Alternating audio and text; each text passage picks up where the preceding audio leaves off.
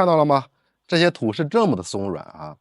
其实呢，这不是新土，这是旧土啊。前段时间就是前几天吧，然后我种的香雪兰都已经枯萎了，然后休眠了，我就把球取出来给大家做视频，然后剩下这些土，这些土呢是营养土，是旧土。有好多话友说，现在在楼上养花，土都得花钱买啊，一袋土老贵了。每次种完花啊，一袋种一盆，种完了以后呢，这些土就要扔掉，再去买新的土种花，是不是很浪费钱？确实很浪费钱。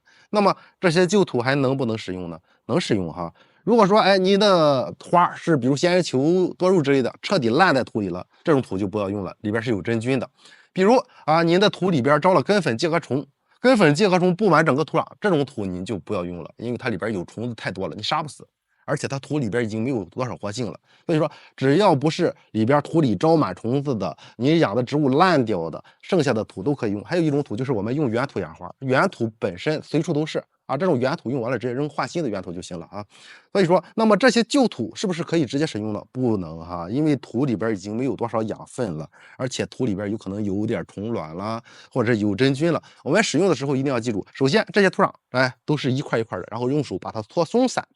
把它搓散开了以后呢，然后把这些土壤放到太阳底下去暴晒，特别是夏天，你放到外边晒上2天就行了。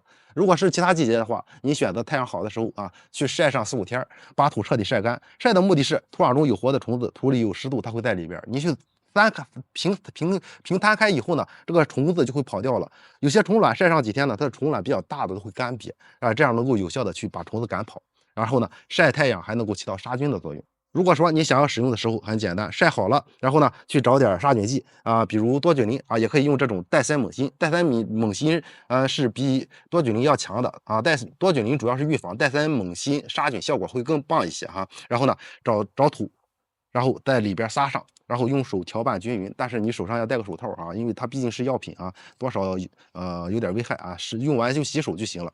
然后搅拌均匀了以后呢，然后直接种到花盆里。弄到花盆里去种花，种花之前还要干啥呢？哎，我们可以在土壤中撒上一些缓释肥。缓释肥它的肥劲儿比较小，在土壤当中呢会缓慢的释放养分，因为这个旧土已经没有多少养分了。然后呢，它缓慢的释放以后呢，您的土壤就能够保证有肥力啊。你也可以在里边调拌上一些发酵好的羊粪的粉末啊，发酵好的牛粪粉末都可以，但是一定要发酵好的，这样的土壤既有肥劲儿又没有真菌。我们把花种上以后呢，如果土里还有虫卵的话，要防虫，我们可以在土里土壤表面撒点小白药，或者是这种的呢吡冬林这种颗粒药剂，撒上以后呢，定期1个月撒一次。土壤中只要有虫卵滋生出虫子，只要浇水的时候，它的药的成分就会渗透到土壤中，虫子就会彻底的杀死。我们养花就不会害怕植物烂根、根系被虫子啃食，也不会害怕说土壤中没有肥，然后植物不生长了，这就跟新土没啥区别了。如果说，哎，你真的害怕的话，你就用1半的旧土加上1半的新土啊，1半的新土啊，里边养分充足，旧土里边按照我的方法处理，它也有养分。